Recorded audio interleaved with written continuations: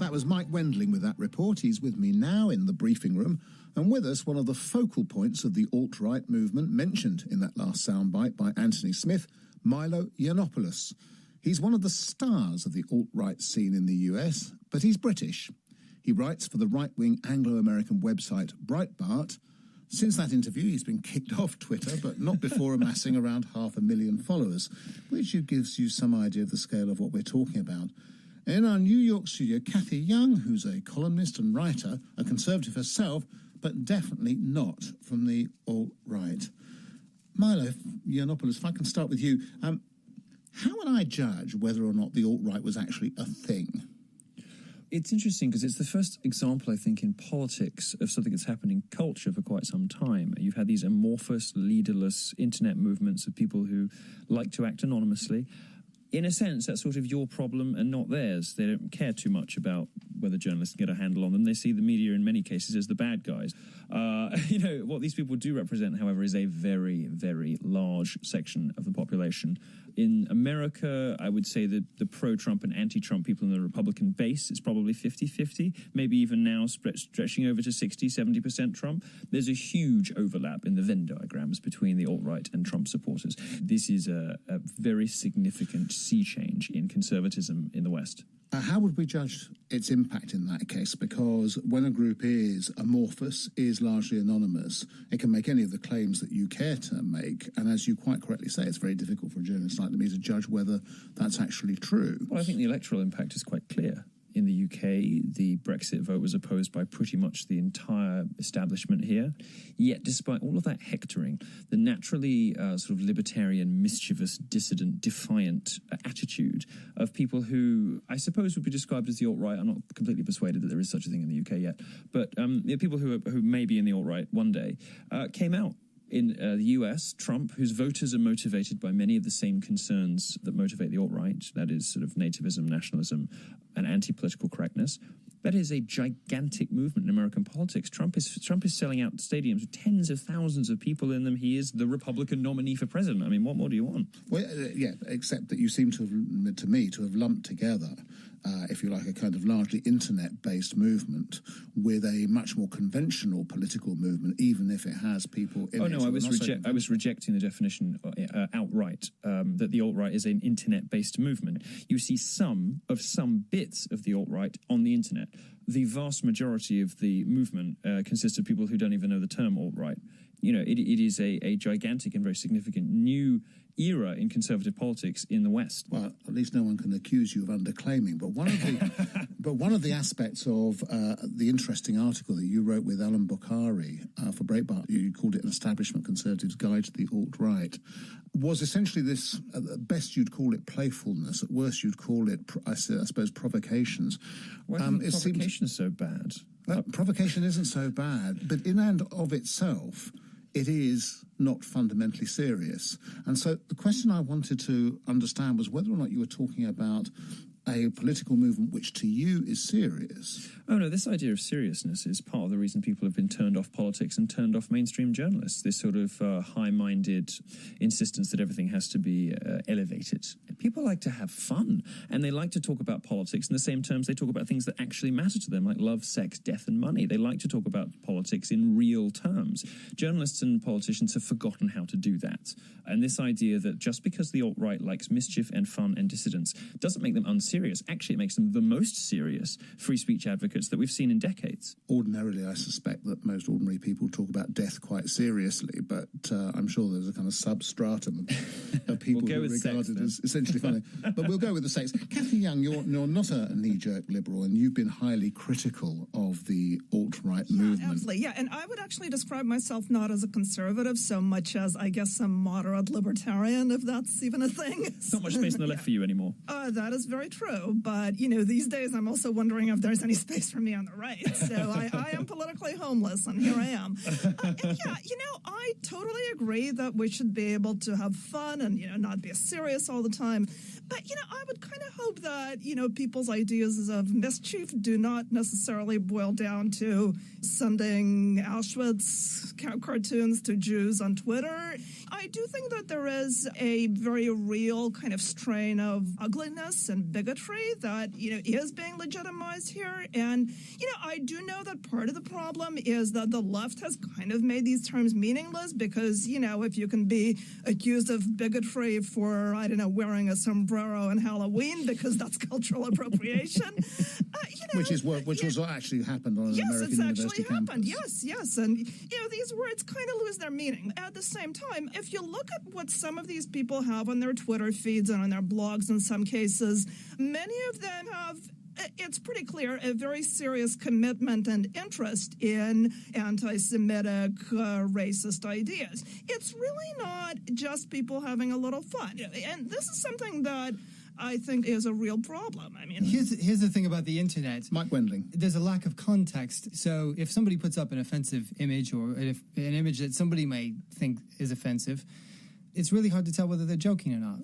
Yes, which is precisely why, although I have a completely different analysis of the situation than Cathy does, ultimately neither of our opinions matter very much because we're incapable of reading other people's minds and determining intention. So I guess when the average person is coming... question that. If you look at the entirety of a person's Twitter feed, most of the time I think you can tell Cathy, if they're joking. You've done such good reporting on this in the past. I find it so remarkable that you, as somebody who has been one of the foremost defenders of free speech in the press in America, suddenly now, for reasons I can't work out, are drawing a distinction between good provocation and bad provocation. Milo, Milo Yiannopoulos, if I could just interject with a question here, which kind of clarify it in my own mind, because this is very unclear. Now, if I was a Nazi, yes, and there are some, yes, and I was to send some of this stuff out to Jews, it's difficult to tell. But if I was, or if I was just a common or garden racist, or if I was somebody who'd had a kind of desire to be more racist than I was actually allowed to be and felt permitted by present circumstances, anonymity to do it, yes.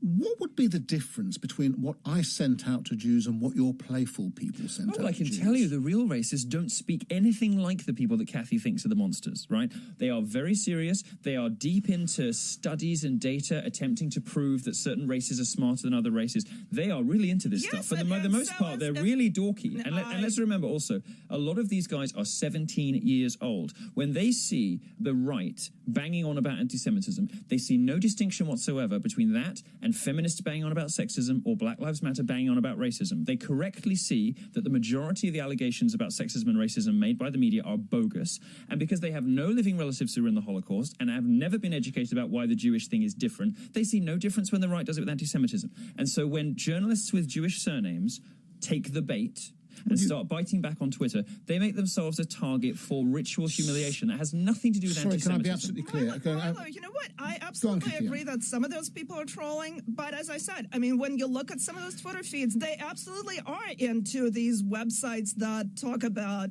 some races being dumber than others. And I mean, they are into this stuff. So, Milo Yiannopoulos, let's come back to this definitions that you created for the alt-right, because it seemed to me that actually part of the movement that you were talking about was a movement that wanted to embrace new racial theory. That's part of what the part of the movement is. I think it was very clear to say that it was a tiny fraction.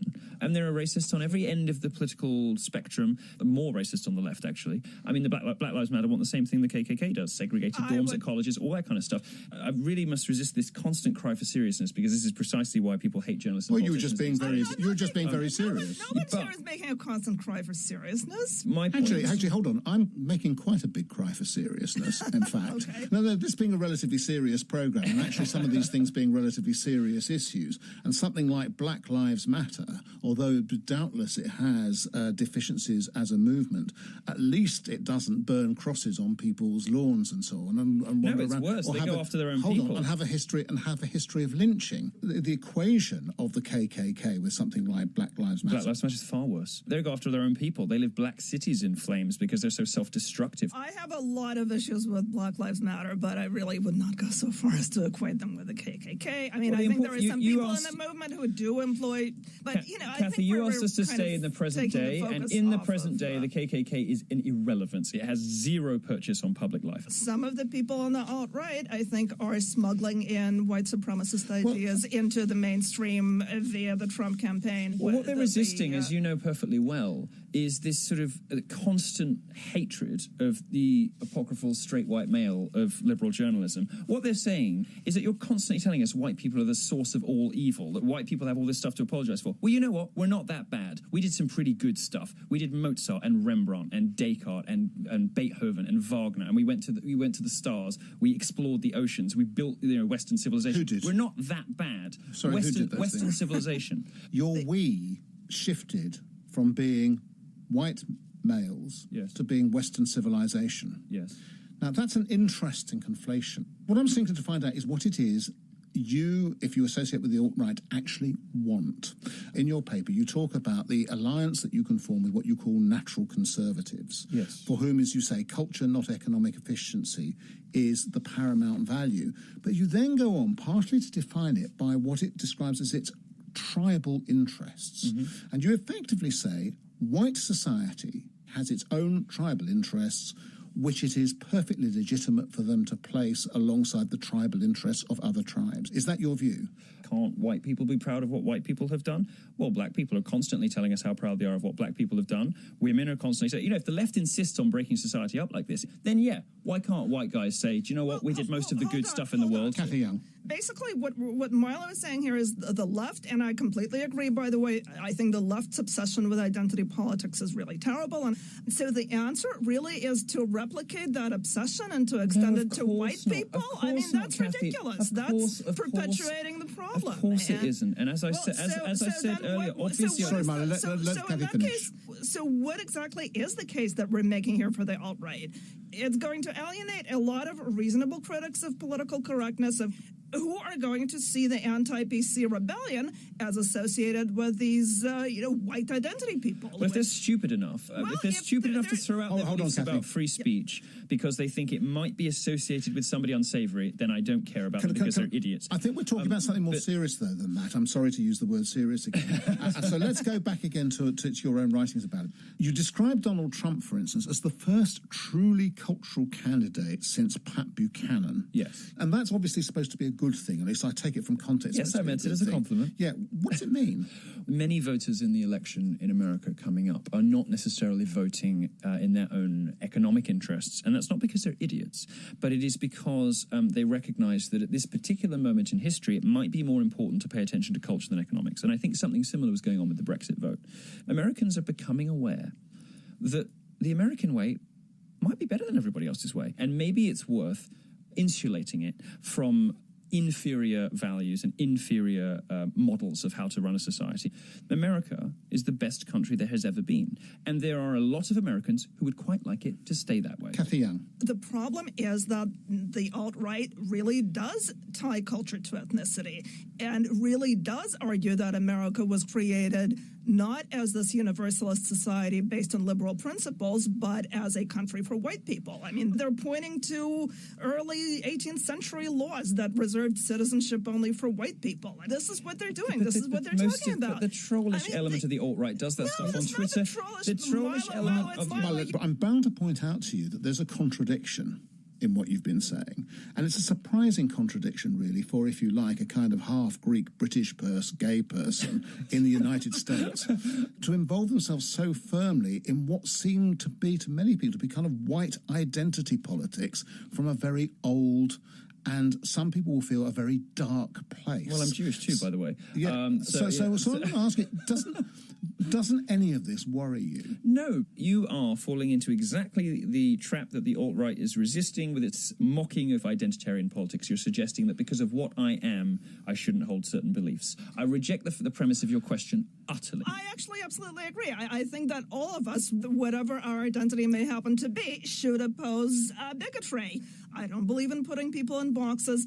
I think that's exactly what the alt-right does. It's really kind of ridiculous to discount all of the ethno-nationalist aspects of their rhetoric. Don't you think that perhaps the result of the alt-right might be great? And if you don't like Donald Trump and you find him aggressive and obnoxious and irritating and distasteful, the effect of him, smashing political correctness, might be great. Well, that leads everybody to that realise. leads me on to my final question. Well, then I'll let you do it. Well, precisely, which is there anything for the alt-right after Trump? Of course. Of course, what they've demonstrated is the insanity and absurdity of identity politics. The vast majority of people in this movement believe in principle over ethnicity, freedom of speech, libertarianism, and free intellectual inquiry. If the effect of Trump and the effect of the alt-right is to make the unsayable sayable again, wonderful. I don't know how long the Trump candidacy and or presidency is going to go on, and I think after Trump there will still be some work left to do, and that work will be done not by journalists who ought to have been doing it, but by the alt-right. Cathy Young, is there any future for the alt-right after Trump, or is it a sort of temporary phenomenon? The alt-right, it probably is here to stay. I think that we're going to see more polarization. I absolutely reject the idea that the alt-right is the only or even the principal movement that opposes political correctness. So I think that, the alt-right probably after Trump may recede to a more marginal role. But again, I really have no idea what will happen. I think, unfortunately, we're going to see more polarization. Cathy Young sensibly eschewing prediction. I'm going to eschew prediction too, but I'd like to thank her, Milo Yiannopoulos, and our reporter Mike Wendling for briefing us on the alt-right.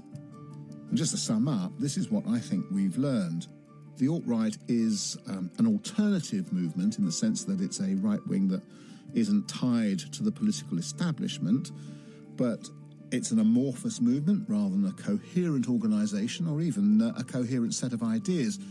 What unites the alt-right, it seems to me, is what it's against: immigration, political correctness, things like that, rather than what it's for. So to go back to the question I asked, is it actually a thing? Yes, I think it is. And thanks to Donald Trump, it's no longer just a subculture. It could become a big, important thing with a leader. Till next week, goodbye.